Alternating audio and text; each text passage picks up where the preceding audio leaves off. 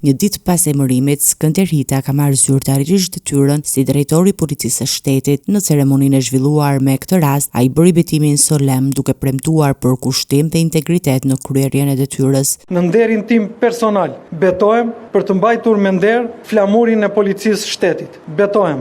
Drejtori i ri e cilësoi këtë detyrë si një përgjegjësi të madhe, ndërsa nënvizoi objektivat kryesorë të punës së tij, duke vendosur theksin tek lufta pa kompromis kundër krimit të organizuar dhe korrupsionit, duke nisur nga veteranët e policisë. Lufta pa kompromis kundër krimit të organizuar dhe korrupsionit duke filluar dhe nga radhët tona. Rritje akoma më shumë e parametrave të sigurisë në shkolla dhe në çdo komunitet. Forcimi i rendit dhe i sigurisë në të gjithë territorin e vendit. Një mesazh të drejtë për drejtë e pati edhe për efektivët e Policisë së Shtetit, duke u kërkuar standard të lartë dhe përgjegjësi në ushtrimin e detyrës. Do të jem mbështetësi juaj në rrugën e drejtë, por dhe kërkues i lartë i standardeve dhe përgjegjësisë, sepse po përgatitemi për policinë e shtetit të një vendi evropian. Le të punojmë së bashku për një polici që nuk e imponon autoritetin, por e fiton atë çdo ditë përmes shërbimit dhe drejtësisë. Ju faleminderit. Në ceremoni morën pjesë dhe Albana Koçiu dhe Besford Lamadhari, të cilët vlerësuan figurën edhe eksperiencën e drejtuesit të ri, duke kërkuar rritje të standardeve dhe forcim të besimit të qytetarëve te policia.